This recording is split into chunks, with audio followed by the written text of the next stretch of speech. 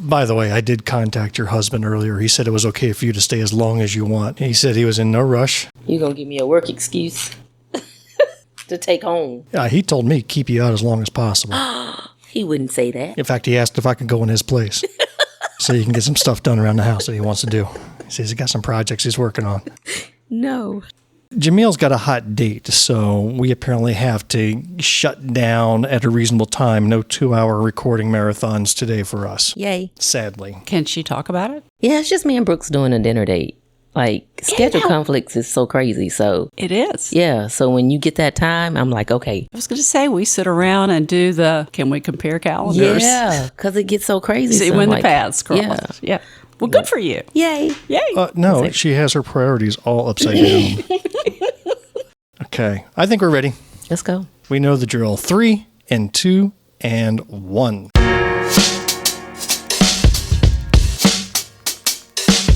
Welcome to episode 64 of Black, White, and Blue in the South, the podcast discussing Democratic politics with a Southern flair. I'm Bill Kimler. I'm Jumelle Brooks. And I'm Francie Kleckley. Yay. Yes, we welcome back former South Carolina State Senate candidate and, more importantly, our friend. Yes. Francie Kleckley absolutely. To Black, White, and Blue in the South studios. We're so happy to have you back. Tell us, Francie, are you ready to admit that your lesbian woke agenda is not fit for South Carolina? Oh, I forgot to tell you, we've also pivoted to a conservative MAGA podcast while you were away. So I think I'm having a heat stroke and I probably should leave. we're doing this for the ratings now. Yes, Did you not get that? Did you not tell her, Jamil? I forgot to update her. Francie, I take me with apologize. you. I'm telling you. I listened to the latest episode coming up here. I love it, and you have not pivoted to an ultra-conservative agenda. Okay. I It can won't just happen. tell you that. No, won't happen. but the look on her face when I launched into that. Oh, my goodness. Deer in headlights. It's almost like I need to read the notes before he says it. Yes. No, that would take all the fun out of Okay. it. I love your reaction to, some of the things he says that maybe you're not accurate. Actually, I'm going to get this question out of the way. Do you intend to run for office again? I think you never say never, but the circumstances would need to be special. All right. I just wanted to know how wild we can get in this But episode. that's a perfectly crafted response, I think. It is. You worked on that. It's not my first time being Okay, asked that okay. question, but Yeah. it's a tough thing with gerrymandering. Yeah. I just wanted to see what kind of tone we were allowed in this show. But if there's a chance you might run, there's going to be some heavier editing, I'm sure. I didn't say I wasn't running for dog catcher, things like that. Oh, I forgot to mention, we are coming to you from Greenwood, South Carolina, a little red county in a very red state. If you like what you hear and think others ought to be listening as well, then you need to hit pause right now and leave a little rating for our show, or write a little review, or tell your friends about us, or interact with us on social media, or better yet, Oh, gosh. send President Trump a belated Father's Day card, because as we just learned last week, Donald J. Trump is your daddy. And from now on, we will refer to him as Daddy Trump. You know you want to. Do you know what I'm even talking about? We about to hit that curse word quota. Say, not in the first few minutes, surely. Do you even know what I'm referring to? Is No. this No. news? This Okay, is wow. new. Let's This see. is all over the media right now. So Really? last week, there was a huge NATO summit, and the NATO Secretary General referred to Trump as Daddy. You want to watch? Click play. All Hurry right, up. here we go. Oh, my God. You have to see it to believe it. I don't believe. They're not going to be fighting each other. They've had it. They've had a big fight, like two kids in a schoolyard. They fight like hell.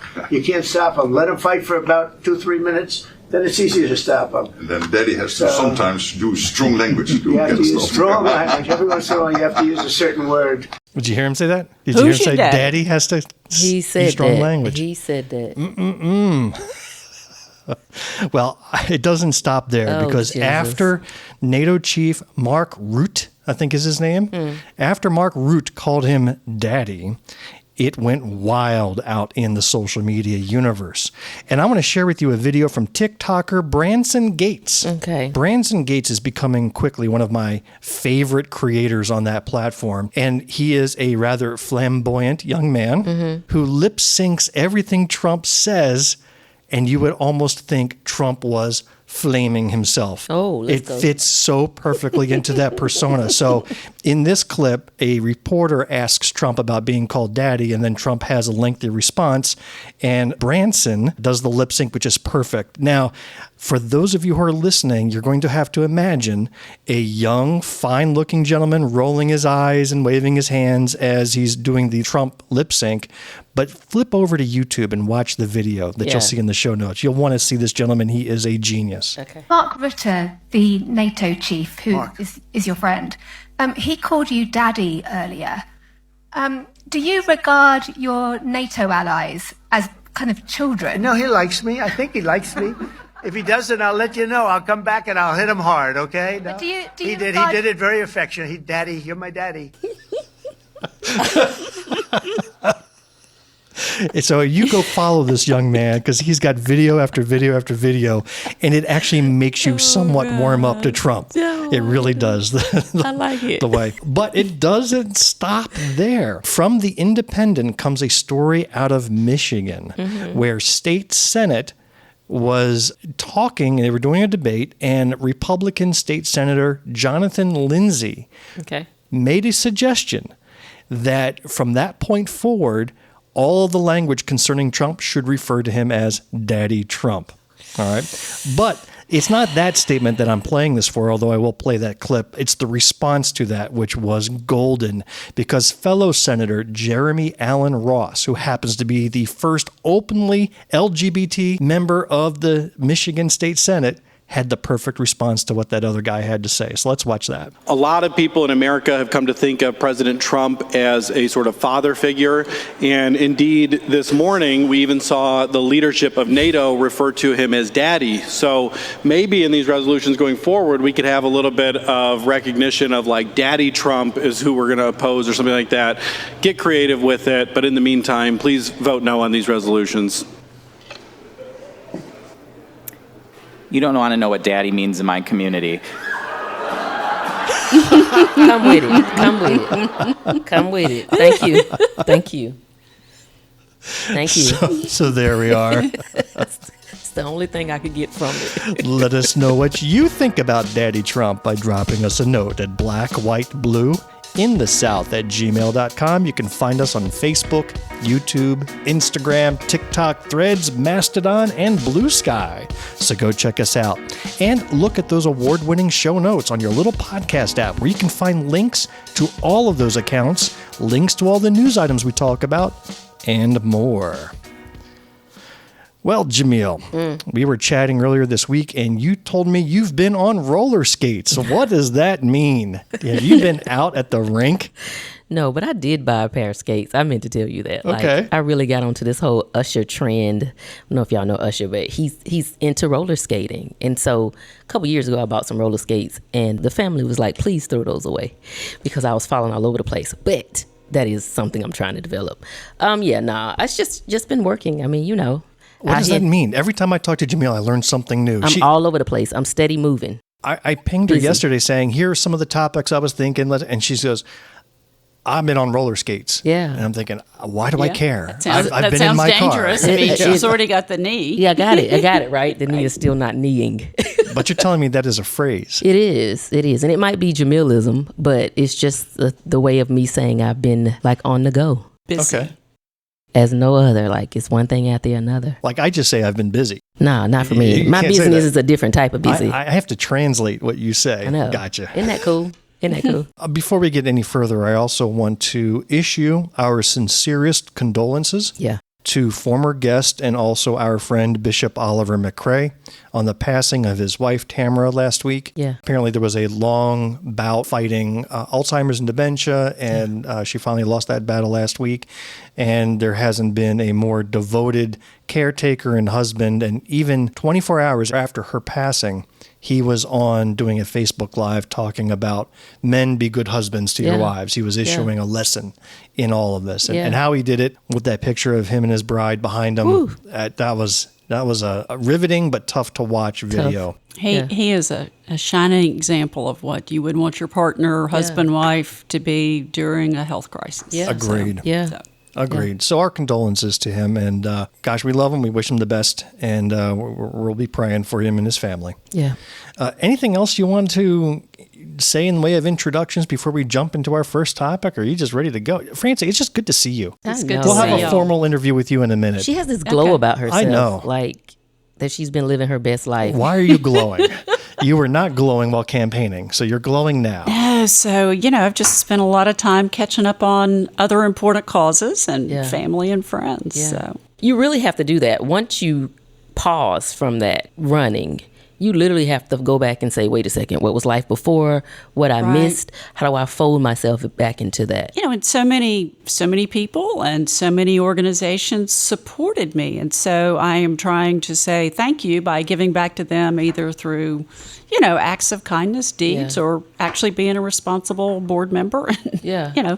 Those kind of things. Yeah. And other important causes. So it's a Yeah. roller skate. It is. It's a roller There skate. we go. Get you a pair, Bill. That's right. Yeah, I got to say, I'm kind of disappointed I don't see a bottle of tequila anywhere. I'm sorry. Yesterday I pondered out loud I should take them a gift, and I had smoked a brisket, and I thought about bringing brisket. I saw the brisket, but we didn't get that either, Bill. And I know. and then I thought it's heat, and what if they're not going straight home, and then I just didn't. So Well, we get it. You've been on roller skates, so On roller I fully skates. understand. Yep.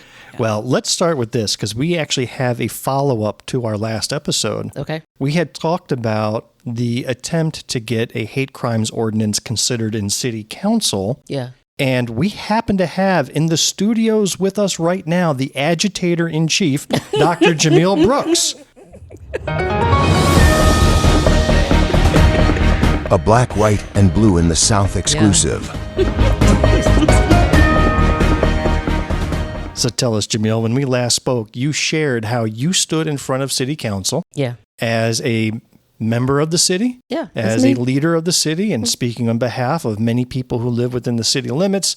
And you asked them to just consider what many other municipalities have done throughout the state and throughout the country Yeah. and pass a hate crimes ordinance, since our state General Assembly has absolutely no interest in doing so. So we spoke extensively about that. And by the way, we have a little video clip of you speaking on that that's going viral on TikTok. Oh, cool. They're loving it. Oh, wow. You're getting all sorts of accolades and praise for your efforts. Cool. Now, what we want to update our audience on is that you returned a month later to city council. Did you not? I did. Why did you go back a month later? What was your Because they didn't purpose? respond to my email attempts. Okay, so here's why I went back. I don't address people unless I address them directly. So you won't catch me saying something and not bringing it back to you.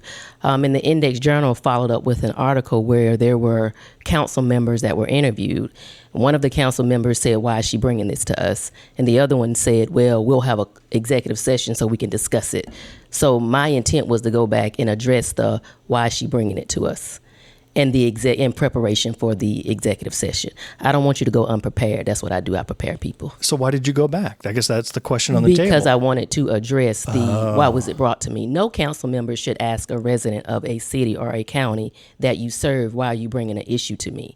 That's tacky and undeveloped. So and I thought asking I would it insist. through the press rather than Through the to the press. individual directly. And I am in that council member's area, and not one phone call came from them. So I thought, well, since you can't bring it to me, you prefer to address me publicly, I will come and do the same. And that's how that happened. Now, I was there. It was a packed room. I mean, they hold this meeting in a closet to begin with, so you can only Exactly. fit a couple dozen people in this room. Yeah. But it was packed, and a good, I would say maybe more than 50% were there for you. Yeah. And you went up and you were allowed, 15 minutes Yep. of speech? You used and eloquently used all 15 minutes of it, and you addressed concerns. You try to step in their shoes. You try Yeah. to see it from their point of view Yeah. and say, listen, I understand this may not be an easy decision, even if you're in favor of it. Here's the pressure you may get. Here's the responses you can give. You actually went out of your way to step out of your comfort zone and sit in their seat and Yeah. say, here's how you might want to address this. Yeah. So they allowed you your 15 minutes. And then what happened?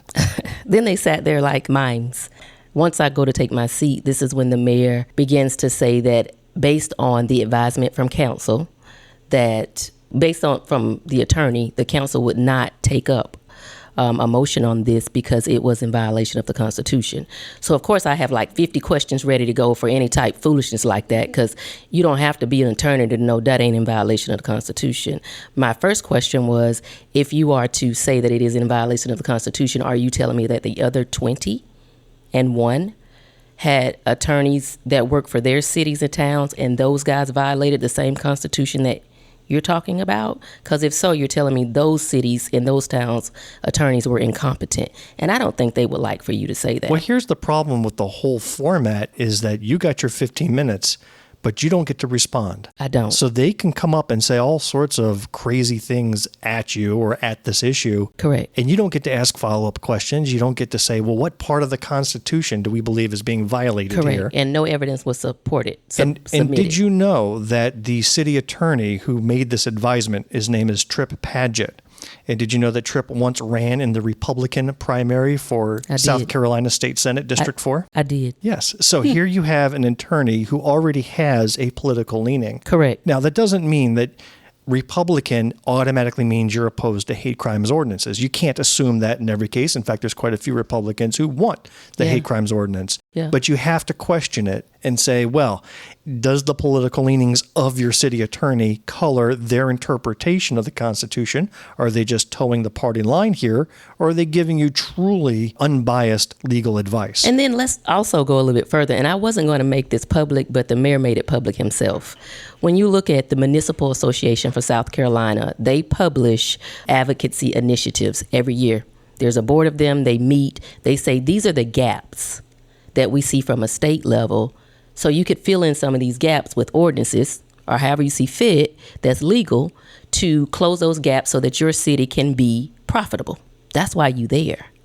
Well, 2023 and 2024, that board met. And one of the initiatives for advocacy was to have your city council or county council implement hate crime ordinances. Wait a minute. This was the 1980s, was it? No. 1990s? How long ago was this again? 2023, 2024. It was just last year. Correct. Oh, my God. God. They proposed that because we did not have a state hate crime. And overall, it was impacting the potential for organizations to move into South Carolina. On that board that made that recommendation and decision sat our mayor. Yet it is 2025 and you have not implemented one in your own city. Yeah, he gave a long speech about how he was personally for it, how he felt that it was wrong that South Carolina was one of only 2 states without a hate crimes law. And then he went and hid behind his city attorney and said, well, what are you going to do? City attorney. Now, the rest, like you said, you said it perfectly. The rest of the city council were like mimes, right? Not a single word from anybody else.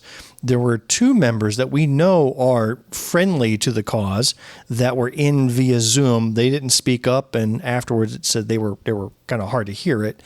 But it sounded like the whole story was shut, right? Correct. Is that how you understand it to be today? No.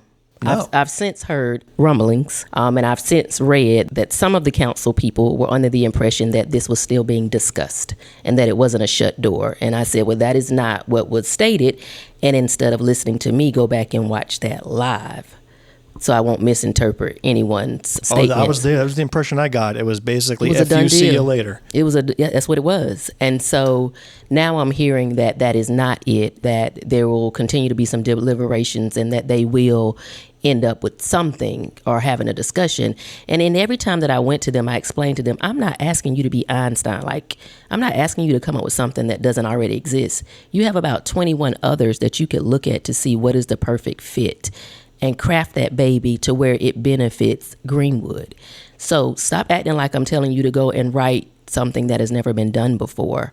And so now the feedback that I hear is that they want to make sure that they take their times and review this so that they don't get sued by implementing an ordinance. And so have other cities been sued for implementing that ordinance? According to them, they have, but I haven't seen anything published. And I went, so you mean to tell me that, I don't know if people know where the State House is, but that's in Columbia. And I believe that they have said ordinances. So you mean to tell me all the attorneys that are in the Columbia area did not find it to be a violation of the Constitution, and you have not heard them being sued, but Greenwood would? Okay. Well, here's what I wish would have happened at that city council meeting. Let's say that there is a legitimate constitutional concern. Okay. I'm not a constitutional scholar, so maybe there's something there I don't understand. Correct. There was zero explanation given. If I was the mayor sitting in that seat, I would have said, our city attorney is concerned about the constitutionality of a city hate crime ordinance. Here's the problem. Here's where we think we may have issues. We're still discussing. That's all I needed. I think if we would have walked out of there not happy, but certainly not upset and not feeling like you just wasted your time and wasted your breath for 15 minutes. Yeah, That's what it really felt like. I agree. But now the backhand is, and like I said before, you know what's happening. People who've been funding their campaigns or they are considered their friendlies, those individuals have already gotten into their meeting locations, phones, or whatever, and said either touch this or don't touch this. And there's that pressure on them, but you're going to have to do something under pressure. And I believe that is where we are right now. But you're at a point to where if you choose to stand by this is unconstitutional, by stating that, you've opened up a door where every other city and town's attorney is now looking at you to say, show me how. So I understand you've been camped out in front of City Hall every day on a hunger strike since then. How's that going? That's wearing roller skates. Wearing roller skates. You know what? I told a group the other day, here's where I am with this mentally.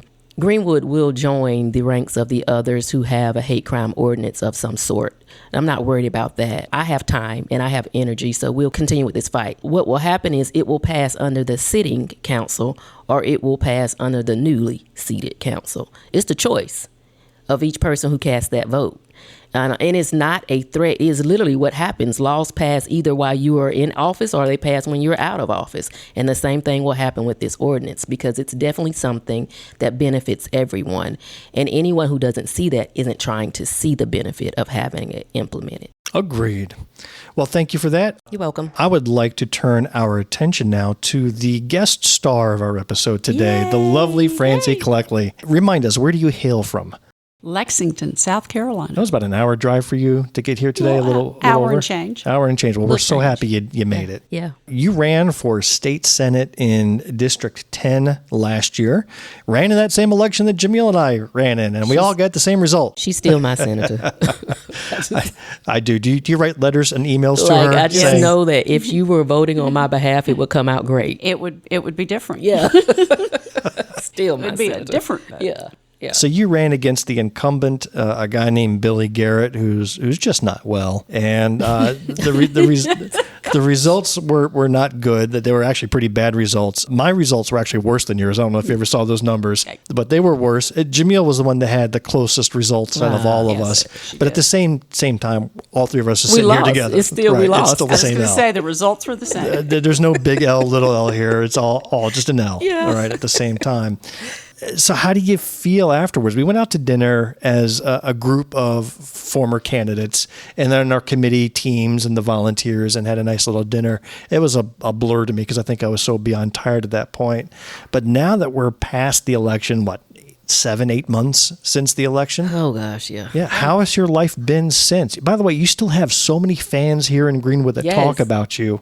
You made an impact on people, whether you realize it or not. And so that's one of the positive takeaways is, Greenwood is such a special kind of microcosm in South Carolina. You're not just off of an interstate. Mm-hmm. And I have kept in touch and I've received so much feedback, from the people of Greenwood that I hope there was, a message about hope and we can be different. And, I just love the people of Greenwood, except the ones who didn't vote for me. Yeah, correct. Except those folks. Yeah. But just there's so many special things going on, and particularly you two as leaders of the Greenwood Democratic County Party. I mean, y'all do great things for Greenwood County and for the city of Greenwood. I missed the Festival of Flowers this year. I mean, there's so many positive things going on. I wish Greenwood was a little bit closer. On the way here to record, I drove by your former campaign headquarters, and there were some strangers sitting on the porch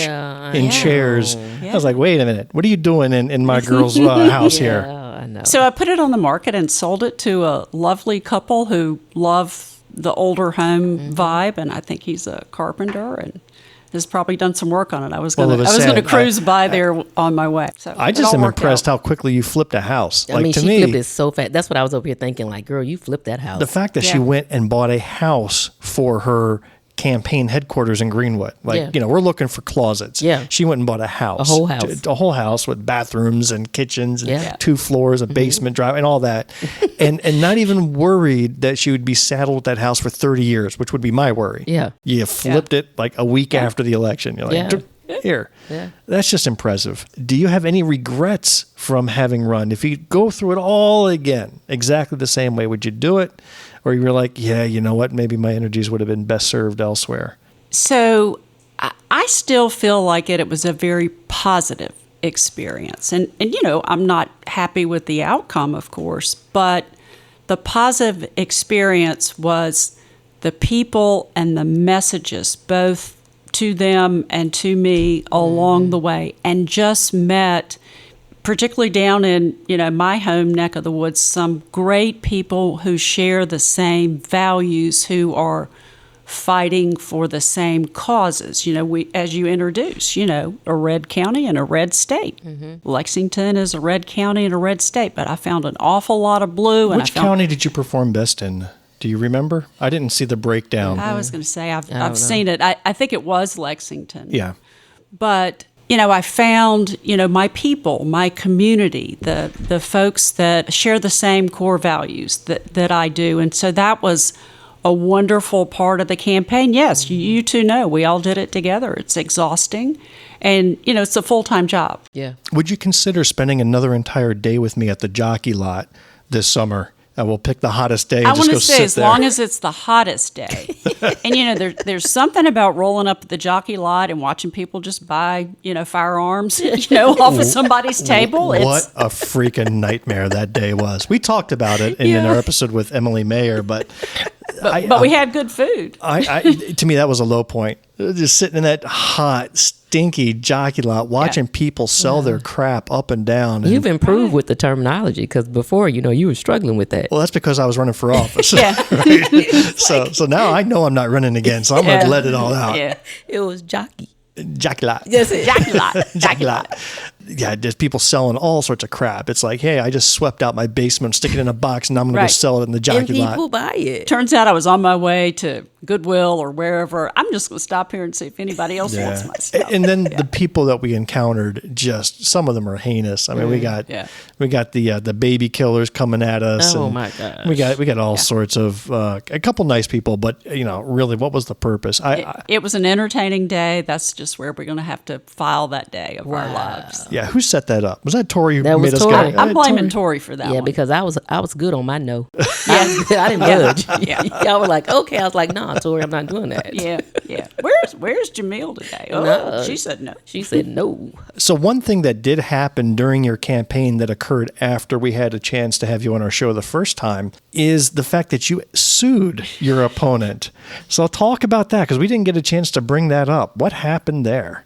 So when there was the Republican primary, one of Billy Garrett's opponents had, you know, hired a private investigator to determine where Billy Garrett lived, which we all know was not in District 10. Mm-hmm. And I mean, it was in District 10 before, so District 10 had... so he voted to gerrymander himself out of the district, living in McCormick. He had been in McCormick, and then in this last election cycle, McCormick was no longer part of 10, right. And in fact was stretched out to Lexington, where he didn't live. Mm-hmm. So he was still had a house in McCormick, says, I'm still going to run for this district that I'm not even in.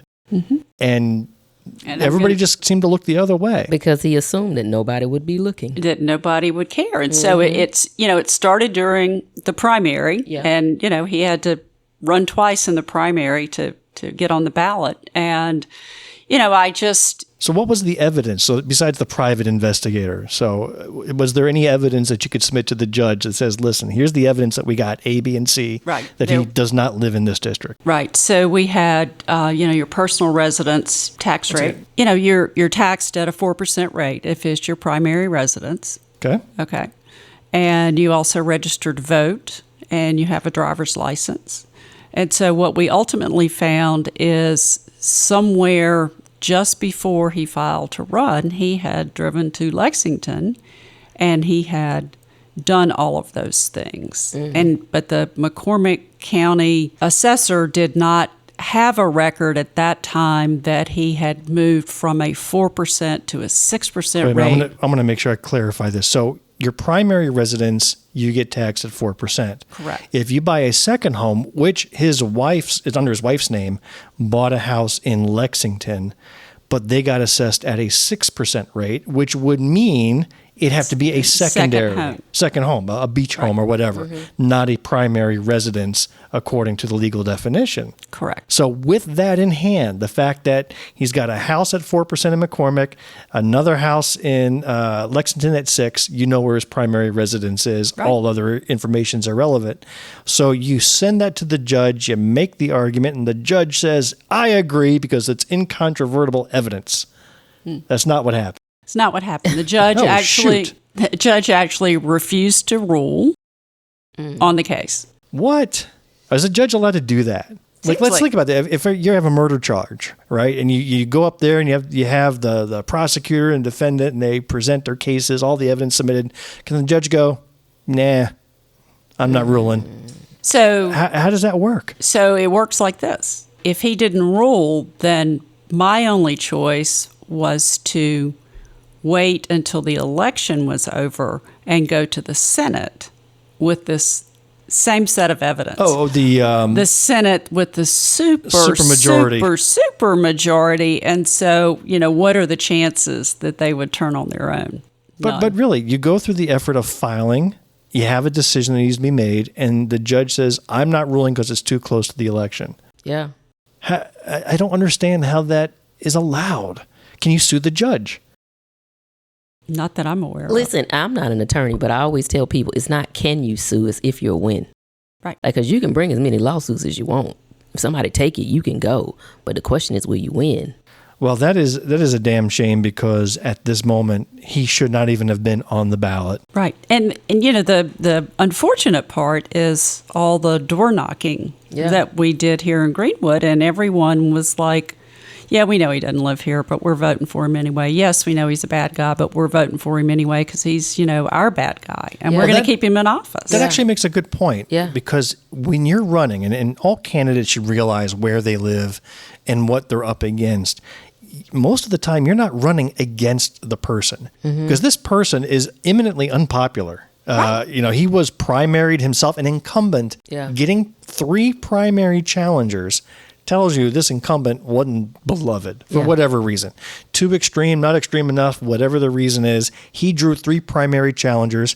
That first round, remember, he didn't even get a majority of the vote. Right. He did not. It had to go into a runoff. Yeah. And even in the runoff, it was close. Yeah. He ran against a first-time no-name from Lexington. Not that there's anything wrong with first-time no-names from Lexington. Right. But he ran against somebody, again, he's the incumbent. He's got 4 years of a body of work and opportunity to meet with the people, and still it was within 10 percentage points. But that just showed you that they were floundering. Like they were really looking for a shining star out of the people that were running against him in his own party. And it just seems as though you didn't have the right person running against him on the Republican side to unseat him. So they're not committed to Garrett. They're committed to the Republican Party. I was going to say, come to November, it didn't matter who was on the ballot. Right. Yeah. And we looked at the numbers, the vast majority of people pull the straight R ticket. Yeah. I mean, no matter how much that you have been out there and tried to make a name for yourself. If you're going to vote Republican, then you're not going to pull the D ticket. And it doesn't matter who's on there. But so this is a question I struggle with. What is the point of running then? And I have some answers, but knowing that, what good was it of putting in all that energy, time, money, etc.? Do you have any, looking back on it, do you have any feelings on that question? So I think the point in running is that a different perspective is offered to the community, anybody who's willing to listen, that makes them hopefully think about the issues that impact them and how they're being addressed at the State House, nationally, just like the hate crime that you're thinking about. And so if you just live in your bubble and you only talk with people who share your opinions and you only watch the news station that just reinforces your opinion, then you don't ever grow and learn as a person. And so this was hopefully a way to show folks that there's a different way of doing business, a more equitable way, a way that might help, raise their level of understanding, their lifestyle, their way that they're existing on the earth. And so hopefully it caused them to think, and that will carry on down the road as candidates come before them and say, here's what I believe in. It's unfortunate that we, bigotry, homophobia, and misogyny is still, as predominant in South Carolina and obviously nationally as it really is. It's sad, but you can't give up on hope. I that agree. one day somebody is going to, and I think it's gradually happening that folks are seeing the damage that Trump is doing, and hopefully things will be different. Yeah, I like that response. Well, Francie, it's probably for the best. I mean, you may not have succeeded in your quest for the SC State Senate seat, and I see that might have been a blessing in disguise. As you know, Jumelle, I watch hundreds of hours of General Assembly broadcasts. And I love the way you recap it because I don't have that kind of patience. And I may have uncovered the most shocking and disturbing clips. Let's move into your South Carolina representatives at work. Your South Carolina representatives at work.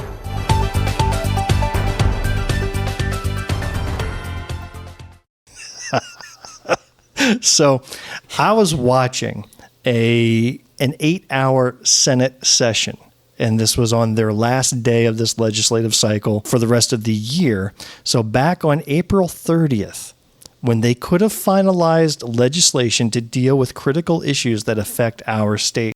What are some issues that you're aware of, like poverty, right? Poverty's a big one. What's another one? Medicaid. Medicaid expansion, right. Private school tuition. Yeah. Education funding. That ain't on their list. Roads, infrastructure. Women's health care rights. My God, yes. You stop talking with all that sense. That's not what we're going to do. That's not what we're here for. So there are a whole bunch of things that they could have worked to solve right there in their final day. Yeah. Instead, they spent time on this item that I'm about to play for you. Now, a warning to our listeners, if you have any children within hearing range of this podcast, I recommend you send them away now. As a content warning, I will not be censoring or bleeping anything from this Senate session. You ready for this? I'm ready. All right, here we go. This is the South Carolina State Senate on their last day, April 30th, 2025. Medical Affairs Committee has reported favorable on H 4067 bill, which adds a section to the code so as to require all hospitals with emergency departments to have at least one physician physically present on site who is responsible for the emergency department at all times. The emergency department is open. All right, that wasn't the one. That was just the warm up, just to give you the background, let you know what they're about to flow into. All right, here it comes. The bill's placed on the calendar. Family and Veterans Services Committee has polled favorable S 383 bill by Senator Davis and others. It's a bill amending the code relating to the Prothonotary Warbler Recognition Act by adding a section to the code to designate the Prothonotary Warbler criteria is the official state migratory bird of the state. My God. What'd he say? The Warbler. My God, the shock. Important work. Senator from Beaufort, what purpose do you rise? To make an announcement to the body. You're recognized. I've been practicing that word all afternoon, and it's prothonotary. Thank you. The Senate is so informed. Senator from Charleston, Senator Campson, what purpose do you? From Beaufort, yield. Senator Yield. Senator Yields. Senator, you've mastered the name. Now can you master the song that it sings? I cannot. The people's work, y'all. The bill will be placed on the calendar. Absolutely shocking. Opportunity when it comes up for it to get there. All right, let's pull the room. Jumelle, you all right after seeing that? No, child. Look, I'm looking like Senator Margie Matthews. Look at her face Yeah, on here. I was going to say. I got the same look she got. The world. Yeah. So this is what our South Carolina State Senate, this is what you could have been in the middle of. This is leadership. Right. They were referring to the Prothonotary, Prothonotary Warbler. All right. That is the state migratory bird. Oh, my God. Critical people's business. This bill, by the way, just as a trivia point, was sponsored by Senators Davis, Graham, Zell, Rankin, and ironically, Goldfinch. All sponsored this bill. But Jumelle, you know me by now. And having done 2 years and 64 episodes, what am I about to do now? You're going to look that bird up. We're going to talk about that bird for a minute. So you must be curious. I knew it. What does the Prothonotary Warbler look like and sound like? Well, I've got this video right here. In the swamps and flooded forests of the Western Hemisphere is a warbler species unlike any other, the Prothonotary warbler. Oh, he's cute. Prothonotary warblers have a bright yellow body with gray wings. They have olive-colored feathers on their upper back, creating a gradient between the yellow of their body and the gray of their wing. Their undertail is white, and they have black on the tips of their tail feathers. The song of the Prothonotary warbler is a loud tweet, tweet, tweet that usually contains somewhere between 4 and 14 individual tweets.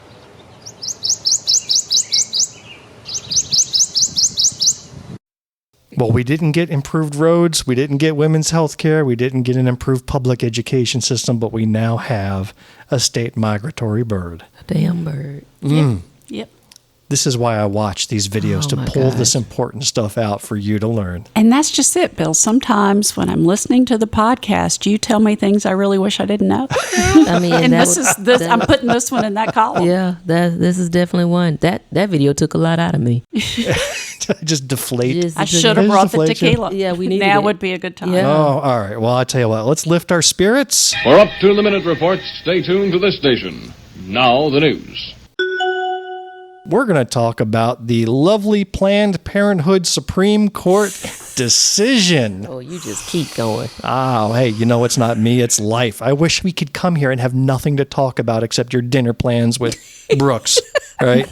But unfortunately, it happens between our episodes and we have to talk about the So, speaking of that, the Supreme Court weighed in on a motion made by the state of South Carolina. Did you know that this whole thing originated in South Carolina? It started with Governor Henry McMaster saying that the federal funds that come in for Medicare, or is it Medicaid? Medicaid. Thank you. Yeah, Medicaid. That the federal funds that came in for Medicaid would not be used by the state for any services at Planned Parenthood. And what does Planned Parenthood do? Refresh my memory. They do everything. They do breast cancer screenings. It's not just it's women's health care. Planned Parenthood handles women's health care. But however, you have people who only think that there's one part that constitutes women's health care. And they think that abortions are the only thing that Planned Parenthood does. And it's so diverse, so much more. But because of that... And they do birth control. They do birth control. Right.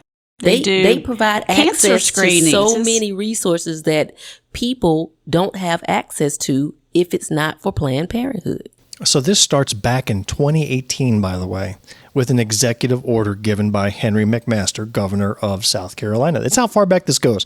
We are now in the year of our Lord 2025. Yeah. And the Supreme Court finally weighs in on this in favor of that executive decision. Yeah. So it is absolutely baffling that patients do not have a right to choice in order to pick which healthcare provider they wish to go visit and have it be funded by Medicaid. Yeah. For services that are not against the law. Breast cancer screenings are not against the law. Not. Exams are not against the law. Birth control, not against the law yet. Right? Yeah. These are things that are all legally obtainable, but for political reasons, the state decides to target an organization because they don't like something else that they do, which is not covered by Medicaid anyway. Correct. So if you're a hospital and your director happens to be a vocal Democrat activist, let's say, well, we are now within the rights of the state leadership to deny funding to that hospital for that reason only, for no other reason. There is no test of why a decision like that could be made. It has now become just a political decision. Yeah. And who does this impact? The people. Most particularly the lower income. Intentionally. Yes. There's that. Listen, everything that they do is to make sure that that gap grows wider and wider. Look, the middle class is fighting for dear life. So it's almost as if what they're going to do is, in order to make sure that the lower class doesn't thrive, one of the ways you can do that is you continue to push more of the middle class to the lower class. And then that gives you a wider gap to get to the upper class. This is all strategic. I've been saying this since before the campaign trail, but this has nothing to do with god dang on abortion. This has never been what it's about. The fight is so much broader than that. And it is definitely a form of strategic and systematic oppression to ensure what we've always heard, where the rich stay rich or get richer and the poor get poor. That's exactly how I see it. And I'm hoping you'll ask me a IRS question. Give us an answer. What question can we ask? Yeah. What would you say from with your IRS hat on? Well, it is not so much about the IRS, because I realize that I can clear a room in a heartbeat talking about the IRS, but the IRS collects 97% of the funds that go to fund the country, whether it's defense, roads, all of that. So, it's tax administration. I'm sure we've all run afoul with the IRS. I think I'm afoul with them right now, but it's when you think about Trump's big, beautiful bill. Ooh, honey, that thing. Mm-hmm. That will pass in some form probably this week. Yeah. And so intentionally, they have gutted the IRS. We've lost 25%. And so then you're going to come out with new tax laws. Including the elimination of the free filing program. Right. Because who wants that? Everybody wants to pay H&R Block to file their taxes for them. But why would anybody want to have a free place to go file their taxes? But someone needs to program those systems. Somebody needs to write the rules. Somebody needs to update the forms. And so the goal is to do away with particularly the enforcement piece. So the haves can have more. Yep. Because the policemen are no longer on the roads, and so you can drive as fast as you want. That's kind of, an analogy. And then the have-nots who are dependent on refundable credits, on money that was never paid in, the child tax credit. Yeah.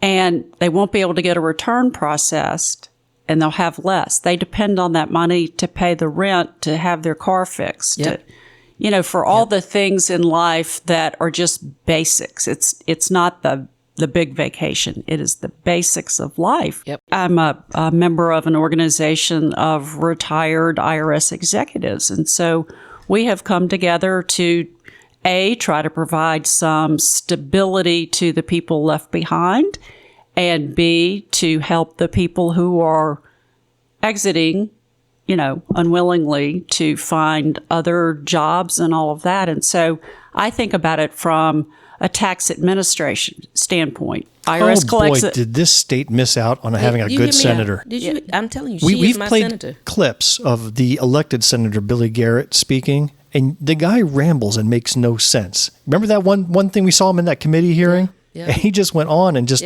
was confused by the clock on the wall. I ain't never seen a group of people that's more afraid of intelligence Yes. than I have during these last couple of years. But that is at the heart of that, because I still, had plenty of friends who were working there. One morning I woke up and an executive friend said, "This is the report they just published." And it was every top executive at IRS. And they had compiled everything from their, a lot of states you register by whether you're Democrat or Republican, how you voted, and if you liked on any social media platform, anything that was remotely political, and who you had contributed to. Hold on, I want to pause. You're saying the IRS has compiled data on who I hit like on social media. Exactly. And if you think they're not just doing that with IRS executives, they're doing that with everyone. And this was an outcome of DOGE, which, of course, this compilation of private information is illegal. Mm-hmm. But they did it under the guise of we have too many Democratic-leaning executives to deliver on Trump's very conservative agenda. Yeah, keep digging, Francie. I'm telling you. I mean, it's all just, I can say is that the next Democratic president has been given the playbook as to what is now acceptable in politics. So if on day one, when President Buttigieg swears in the oath of office, if he doesn't deploy the National Guard around Mar-a-Lago, I will be extremely disappointed. That should be his number one priority. Stick the National Guard there because of the lawlessness that comes out of that place. Yeah. Hey, we're allowed to do that now. Precedent has been set. Precedent was set out in L.A. So what you see is you actually see the individuals that Trump admire. Mm-hmm. You see him implementing those same procedures here, but he's just having to go a different way because we are such a large democracy. Right. So you've just forced a group of leaders into voting a certain way in order to maintain their livelihood. Mm-hmm. So you can't click what you really feel. You can't vote in the best interest of you and a large population of people that you're concerned about, because if that information comes back, then now your family and your stability is at risk. Right. People were escorted out if they said to DOGE, oh, we can't let you access that information without you doing X, Y, and Z first. And they were handed a box and they were for their personal belongings and escorted out of the building. So are you saying that if Big Balls came knocking on your office door that you would have told him no, go away? Do you know what I'm referring to? No.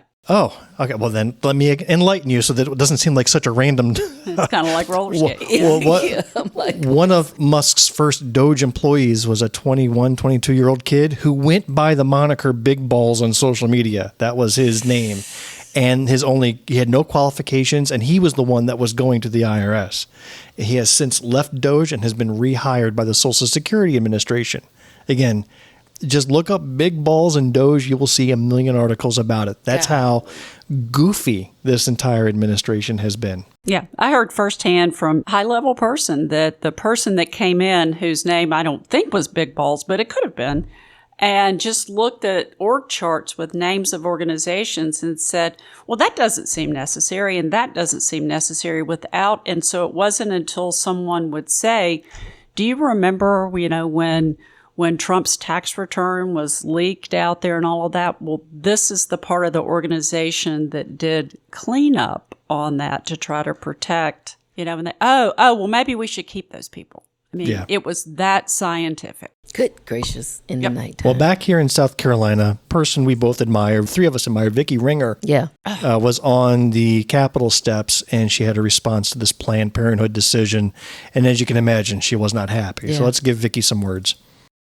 Our patients will no longer be able to come to us for their annual well woman exams, the pap smear, the breast exams, the people who rely on us for sexually transmitted infections, testing and treatment. That will not be available. No more birth control for Medicaid patients from Planned Parenthood. Now, the governor has said, there's so many other Medicaid providers. We know that's a fallacy. There are not. We have a dire shortage of Medicaid providers. When the governor first issued this executive order in 2018, we scrambled to find other providers who would care for our patients. What we found was there was no one who would see a patient in less than 3 months. Well, if you've got a problem, 3 months is unacceptable. So who are they going to go to? Meanwhile, the state is sending money to these anti-abortion clinics that provide no health care whatsoever. But the main reason that they've done this is clearly political. They want to shut down Planned Parenthood, and they want to have a backdoor ban for abortion. Well, 6 weeks is just as well be an abortion ban. People are suffering. We've seen people denied care already. But hear this, we are not closing our doors. We will continue to see our patients regardless of their insurance plan. Oh, God bless them. God, she is a fighter. She's a hero. She's a fighter. She is indeed. And you know what pisses me off? A lot of things. Do I was we gonna have say, time? I thought you had somewhere to go. I did. You know what pisses me off is that the individuals who truly need the benefits that are associated with Medicaid are trying to throw that Republican hand in the air as if they don't. There's a large population of Republican voters that rely on services being covered by Medicaid. But yet you will go into that goddamn on booth and vote Republican so nobody finds out while you are cutting off your nose to spite your face. Yeah, there's a lot of noseless faces running around South Carolina. God. Our last news topic today is also local to South Carolina, but it brings up an interesting question. Do you invite politicians of a certain political leaning and who have had a track record of despicable statements into your building to have a discussion? The topic, and I think you know where I'm going with this, Jumelle. I know. Our Superintendent of Education, Ellen Weaver, has been invited to speak at the African Methodist Episcopalian Church. All right, that's the AME. AME. Right. This came to my attention because I followed Justin Bamberg. If I don't look at a single Facebook post today, I'm looking at his. Like, his is number one, most entertaining. Yeah. But he brought to our attention the fact that the AME Church of South Carolina, he wrote, I'm going to quote him, AME Church is tripping. I agree 1,000% with Representative Hamilton Grant. Of all the advocates for real social justice, truth, change, and progress, they pick SC Superintendent of Ed, Ellen Weaver, as their, quote, social action speaker. Not the PragerU partnership. It's bad to teach kids history in SC public schools that Harriet Tubman was a slave who freed slaves. Not that official, not the woke is a bad word official, not the 6-week custom master's degree by Bob Jones so she could qualify for office official.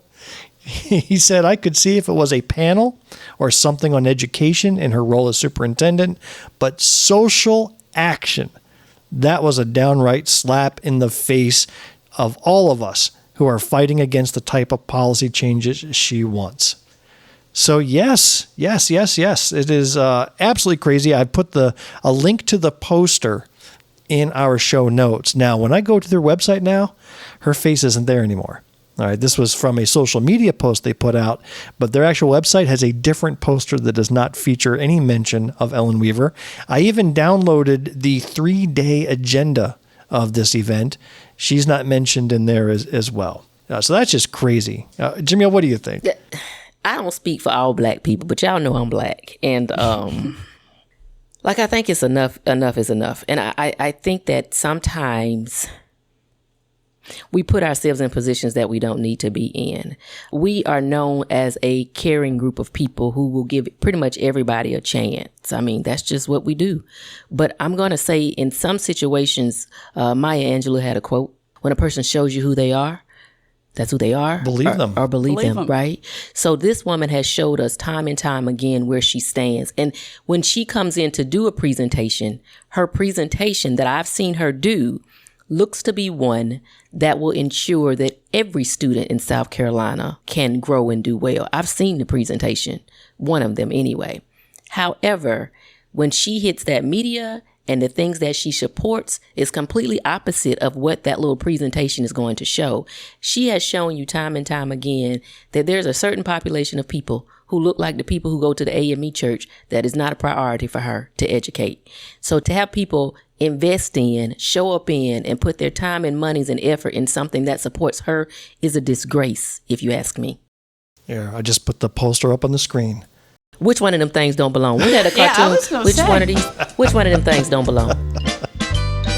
One of these things is not like the others. One of these things doesn't belong.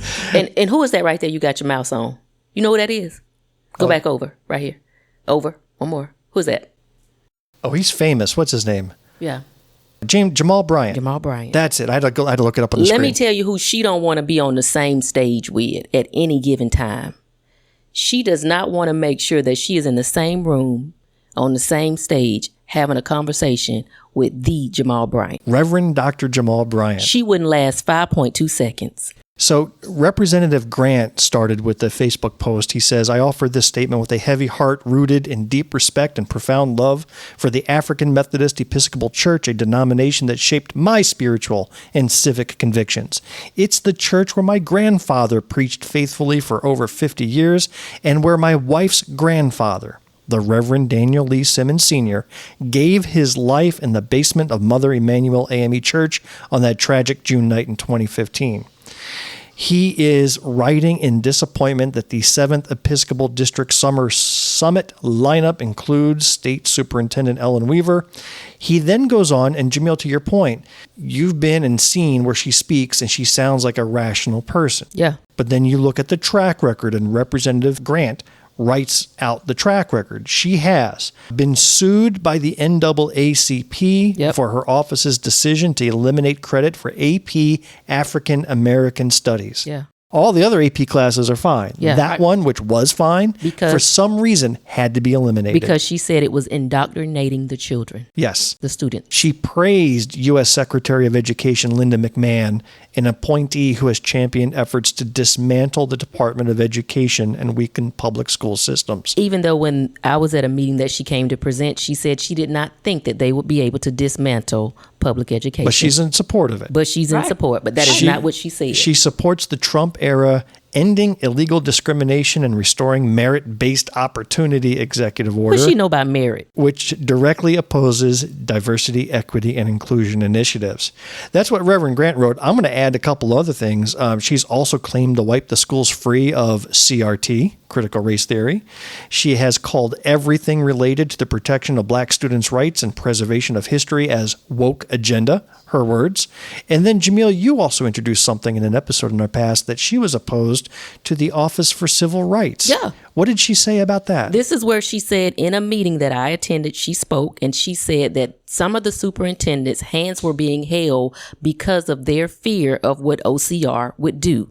And I said, well, let's look at what kind of cases OCR take on, because OCR is not holding superintendents' hands. The only thing that makes it to OCR would be something that's completely egregious. So when you go down and you pull down the list, you saw disabilities mostly on that list.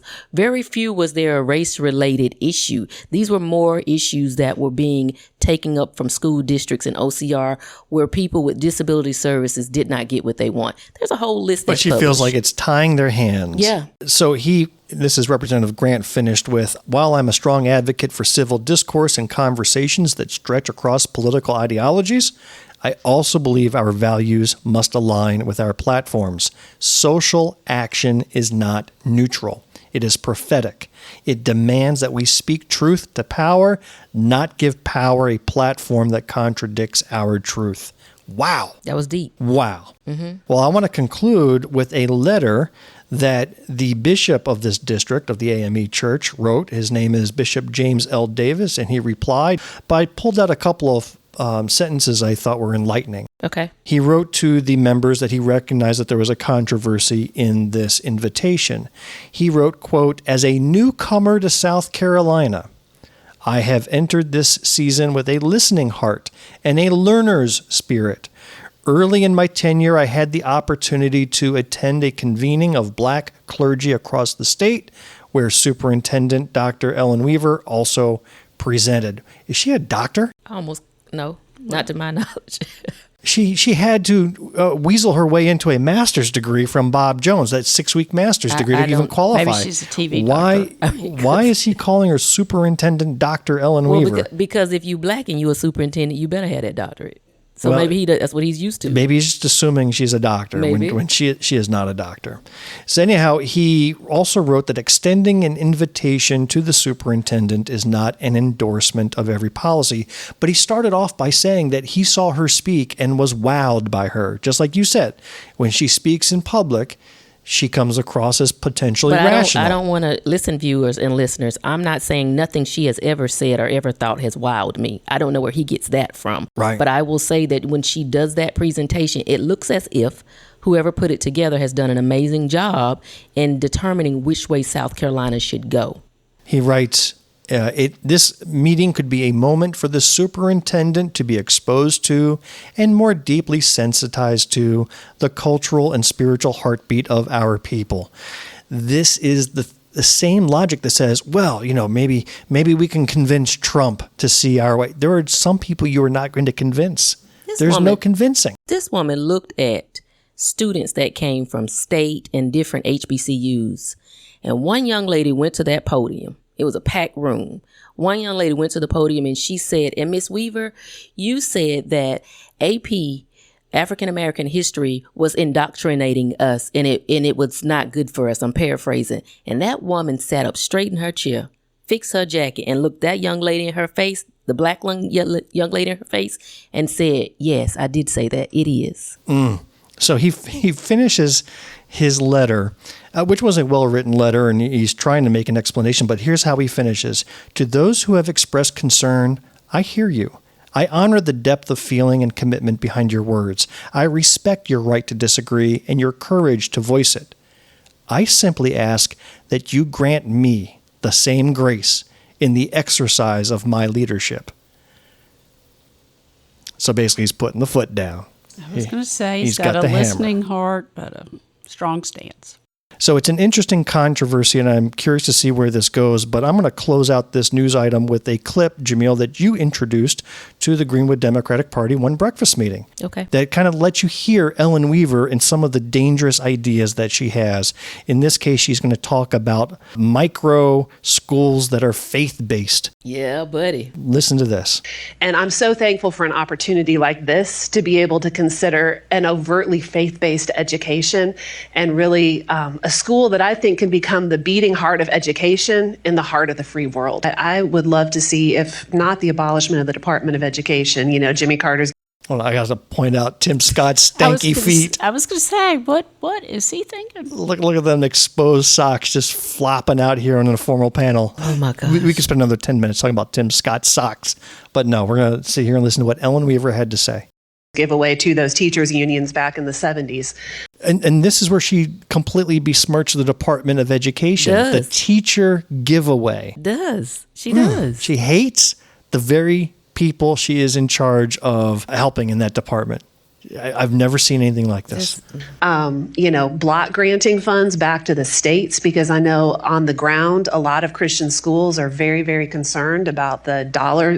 Only Christian schools are concerned. That's all she's going to talk about. Only Christian schools. Christians. Yeah. Or the strings that come attached to federal dollars. But I also think that, that's at kind of the global level. At the micro level, I'm really excited about the innovation of micro schools, because I think faith-based micro schools could completely revolutionize education, especially in our neediest, most rural communities.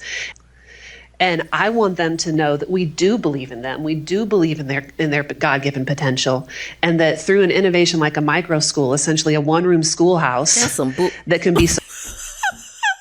I can't take that, lady. Where's my bullshit flag? That's what that is. Now you talk about indoctrination. That's what that is. That's an ultimate slap in the face. They want to take you and put you in a one-room school, and then determine what you have access to learn. That's scary as hell.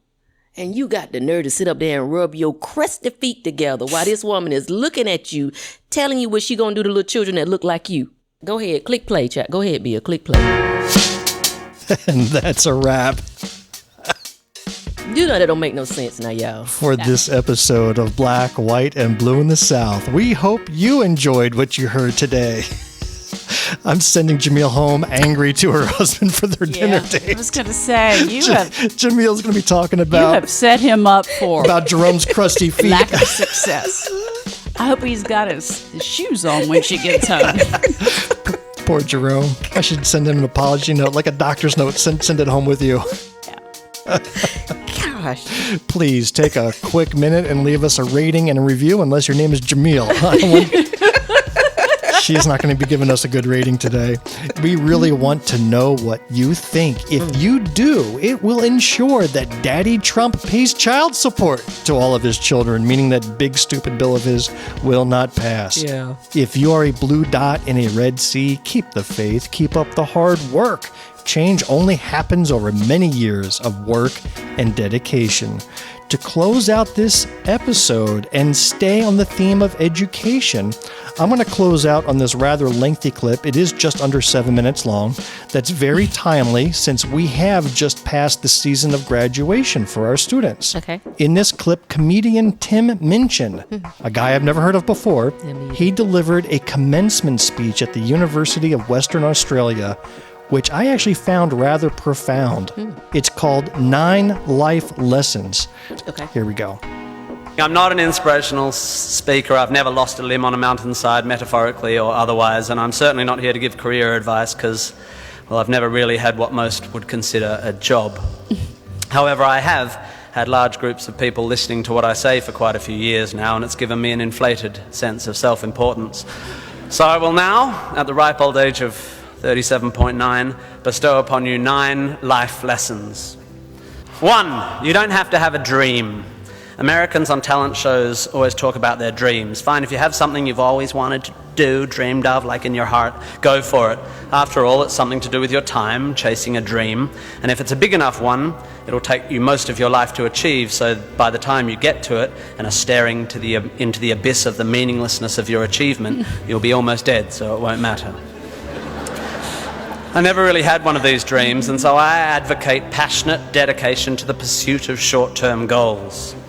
Be micro-ambitious. Put your head down and work with pride on whatever is in front of you. You never know where you might end up.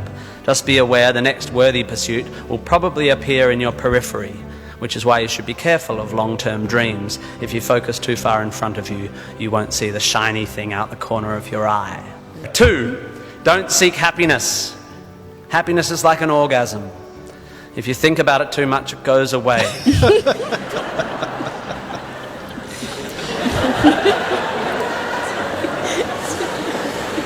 Keep busy and aim to make someone else happy, and you might find you get some as a side effect. We didn't evolve to be constantly content.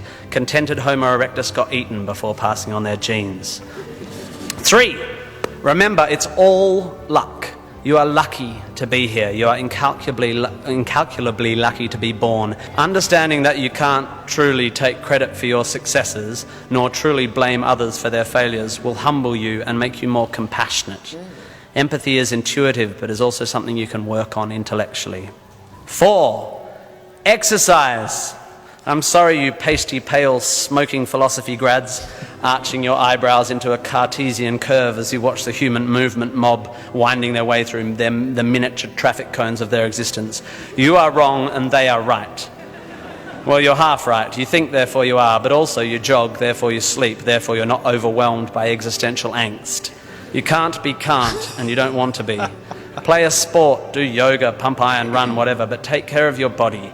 You're going to need it. Most of you mob are going to live to nearly 100, and even the poorest of you will achieve a level of wealth that most humans throughout history could not have dreamed of. And this long, luxurious life ahead of you is going to make you depressed. 5, be hard on your opinions. A famous bon mot asserts that opinions are like arseholes, in that everyone has one. There is great wisdom in this, but I would add that opinions differ significantly from arseholes, and that yours should be constantly and thoroughly examined.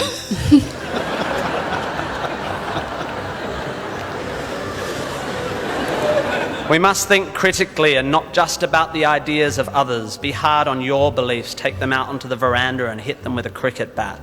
Be intellectually rigorous. Identify your biases, your prejudices, your privileges. Most of society's arguments are kept alive by a failure to acknowledge nuance. We tend to generate false dichotomies and then try to argue one point using 2 entirely different sets of assumptions, like 2 tennis players trying to win a match by hitting beautifully executed shots from either end of separate tennis courts. 6, be a teacher. Please, please, please be a teacher. Teachers are the most admirable and important people in the world. You don't have to do it forever, but if you're in doubt about what to do, be an amazing teacher. Even if you're not a teacher, be a teacher. Share your ideas. Don't take for granted your education. Rejoice in what you learn and spray it. 7, define yourself by what you love. I found myself doing this thing a bit recently where if someone asks me what sort of music I like, I say, well, I don't listen to the radio because pop song lyrics annoy me. Or if someone asks me what food I like, I say, I think truffle oil is overused and slightly obnoxious. And I see it all the time online, people whose idea of being part of a subculture is to hate Coldplay or football or feminists or the Liberal Party. We have a tendency to define ourselves in opposition to stuff. As a comedian, I make my living out of it. But try to also express your passion for things you love. Be demonstrative and generous in your praise of those you admire. Send thank you cards and give standing ovations. Be pro stuff, not just anti stuff. 8, respect people with less power than you. I have in the past made important decisions about people I work with, agents and producers, big decisions based largely on how they treat the wait staff in the restaurants we're having the meeting in. I don't care if you're the most powerful cat in the room, I will judge you on how you treat the least powerful. So there. 9, finally, don't rush.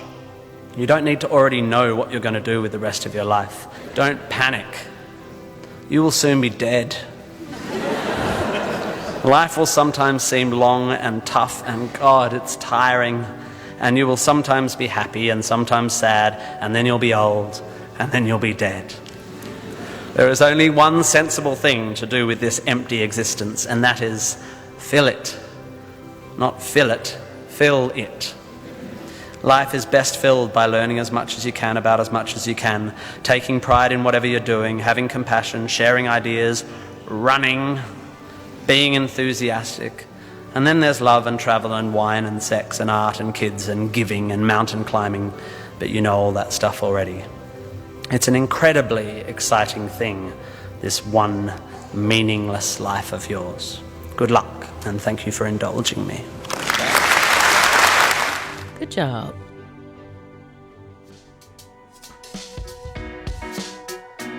That was a good find, Bill. I thought so. It really moved me. Yes. Francie, we thank you for spending an hour plus with us again. It's always wonderful to be with you guys. Yes. I miss you. Yes, we just as a technical note, we are going to go on a little hiatus here in the month of July. So we're going to take a little summer break. Yeah. Well deserved. And I can't think of a better way to have ended this cycle than with our friend Francie. But we will be back in August, and we already have some interesting guests lined up. We do. And some surprises along the way. Yeah. So in the meantime, we may even have a best of episode here and there. All right. Bye-bye. Bye.